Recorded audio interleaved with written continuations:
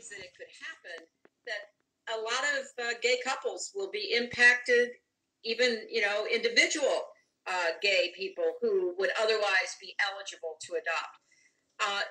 You look at the reversal of the military rules permitting trans people to fully serve our country.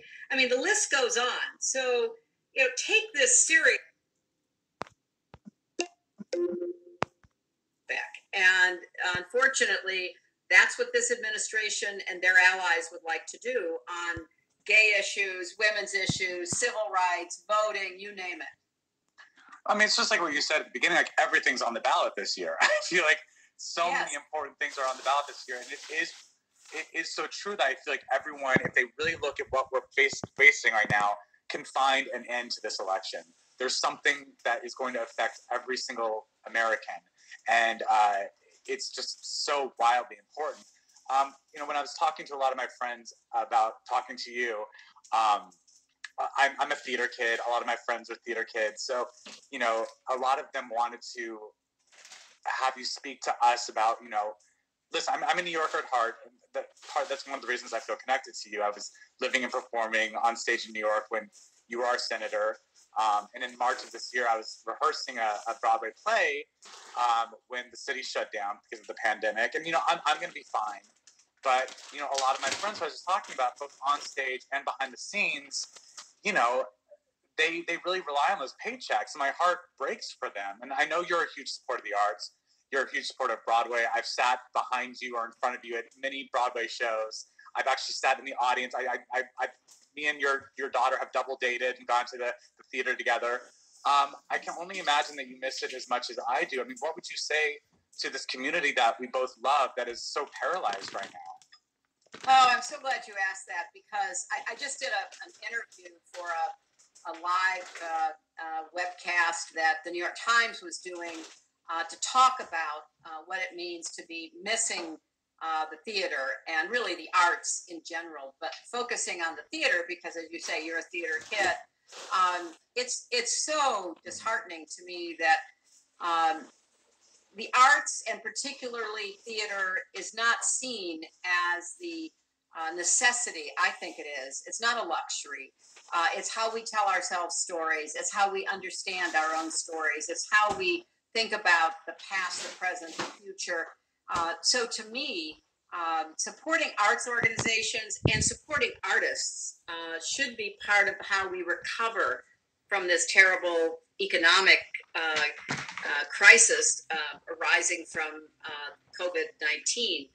So I would like to see centers of performing arts, other art institutions, really given support by the federal government, state and local governments, because in addition to housing the joy and the meaning of the arts, there are economic activities. As you just said, many hundreds of thousands of people make their living or are dependent upon someone who makes his or her living from the arts. And so when we talk about what we have to do to rebuild business, which we do, I want to make sure the arts are included in that as well.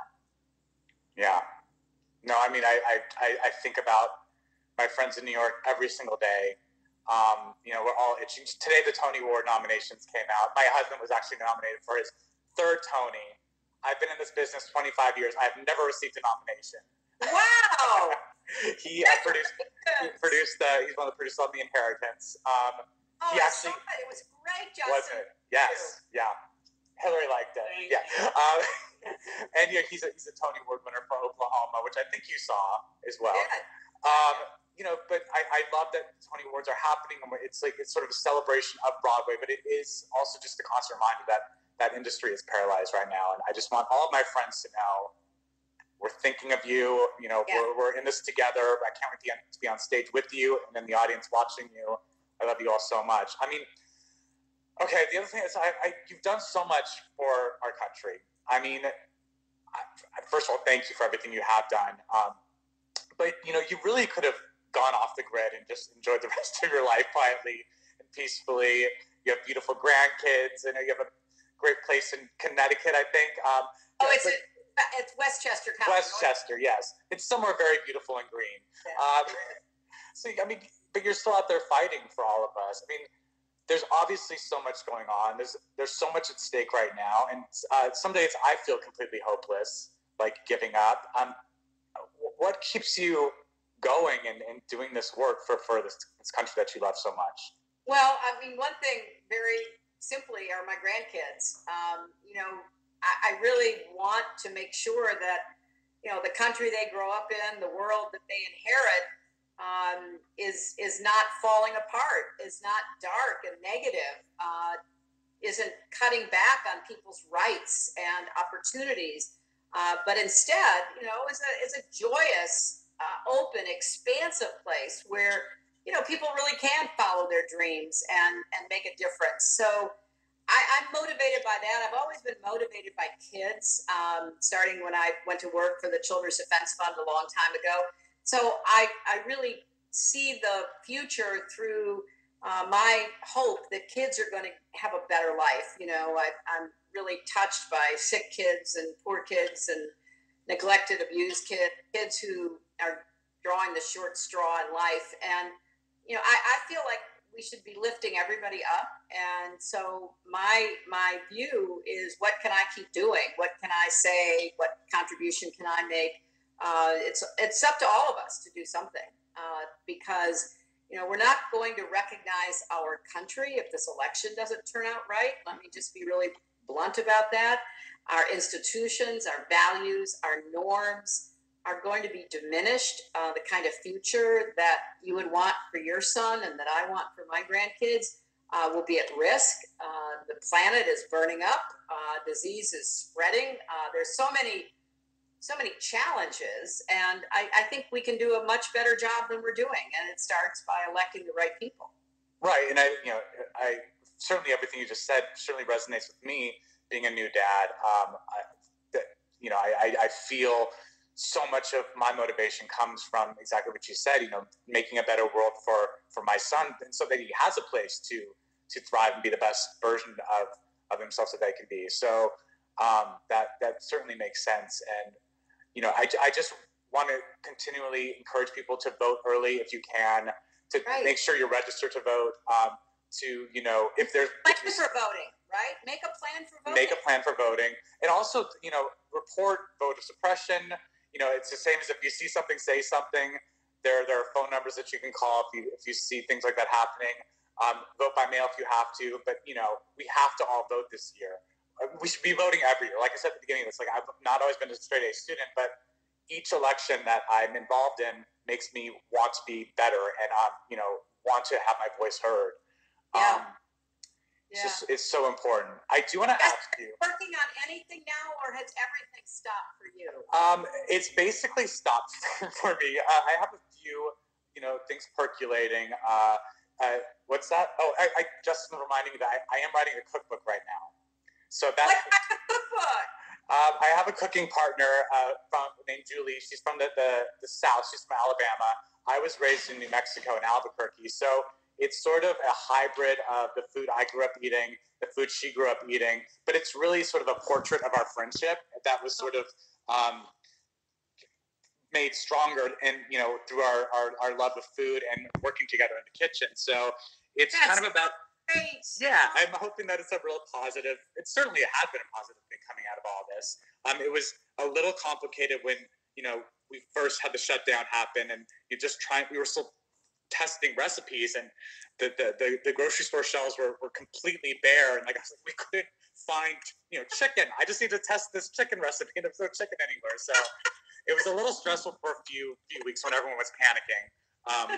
But we got it back on track, and we're doing it. What are you calling it?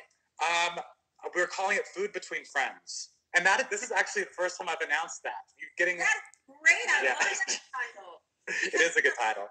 Brings people together, food between friends, among friends, with friends. I love that title. Yeah. So I'm really excited. So that's what I've been working on. We're waiting for Broadway to open back up so I can go back into rehearsal for Take Me Out, which I'm still very committed to doing. I hope that you will come and see it when that finally happens. What schedule for that? Do they think you'll be back in the spring? What's the deal? It's the timeline keeps getting pushed. Right now, the American Theater Wing has said nothing will happen until basically June. So that's the current plan. Who knows? I mean, I've been conditioned to not believe any timeline right now and just sort of go with the flow. That's sort of what we have to do. Yeah. But I certainly hope that it happens at the soonest possible date. I just want to make sure that people who do attend the theater feel safe. And, I know that the cast and crews can do everything that they need to do to feel safe. But if the audiences don't feel like safe sitting in those seats, then there's, really no reason to do it. So I want to make sure that, obviously I think when we come back to theater, it's going to feel a little different. That's just the way it's going to be. But I want people to feel like they can sit in an audience and enjoy a play or a musical and not feel like it's a life or death situation. That's very important to me. I agree with that. Yeah. Well, I want to be in that audience. So yeah. I hope it gets up and going by the, maybe the summer, late summer. You and me both. Speaking of, isn't that the name of your new podcast? That's the name of my new podcast. I am having such a great time talking about all kinds of things that I love and am interested in. So we've had, some great episodes already. We had John Legend talking about the importance of voting and Stacey Abrams, and we had a special episode with Kamala Harris, which I really enjoyed because I'm a huge fan of hers. Me too. But we're also going to be talking about food and cooking, and I recorded an episode with Tan France, from Queer Eye, who is urging all of us to at least put on your nicest sweatpants. Zooms. I really had the best conversation with him. He's a delightful young man. Yeah. So anyway, it's been fun, and people seem to be downloading and listening. So that makes me happy. I'm one of them, and if you need a guest, if someone cancels, I'll happily jump in. Up. I want to talk to you. We'll talk about theater. We'll talk about your cookbook. We'll talk about being a new dad. We'll talk about all kinds of things. I will hold you to that. You got it. Thank you so much for taking some time to talk to me. I think people really. I'll speak for myself, and I know I speak for a lot of people. And I say I'm really inspired by you and your eloquency and is eloquency a word? Eloquence. I'm being told it's eloquence. Thank you. But I think eloquency sounds fine. But I'm just so inspired by you. I think you're an incredible inspiration, and we need. And thank you for doing this, and thank you for really talking about the importance of voting and making the linkage for people who might still be, if not on the fence, not yet committed to going. And I just want to end by saying, look, make a plan to vote. If your state has early voting, vote early. Yeah. And stand in those lines, bring a snack, whatever you have to do. If you want to vote by mail, fill out your ballot following every instruction so nobody has an excuse to throw it out, and then get it in the mailbox early. And if you are going to vote on election day, then again, get there early and be prepared to stay. So that's what I'm hoping. And it looks, Jesse, like, millions of people are voting early. So you'll have a lot of confidence, right, if you go. Absolutely. No, 100%. I think part of that's because of the pandemic and people are a little nervous about being outside. But I also think that a big part of that is because people are fired up and they want to have their voices heard, and they want change.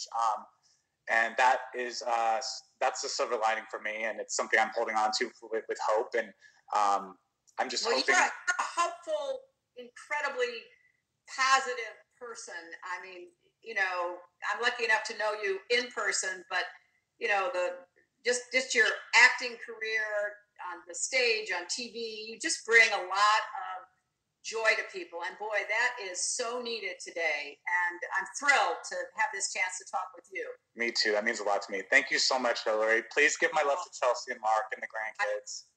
All right. Bill. And Becca, be safe. I will. Take care. Bye. Bye.